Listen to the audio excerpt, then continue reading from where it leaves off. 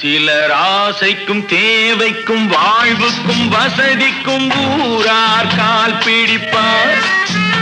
ஒரு மானமில்லை அதில் ஈனமில்லை, அவர் எப்போதும் வால் பிடிப்பார்.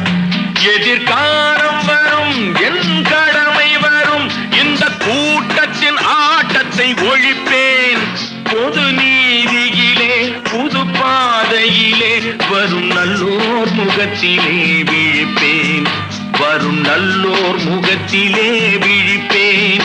நான் ஆணையிட்டால் அது நடந்து விட்டால் இங்கு ஏழைகள் வேதனைப்பட மாட்டார். உயிர் உள்ளவரை ஒரு துன்பமில்லை, அவர் கண்ணீர் கடலிலே விழமாட்டார். அவர் கண்ணீர் கடலிலே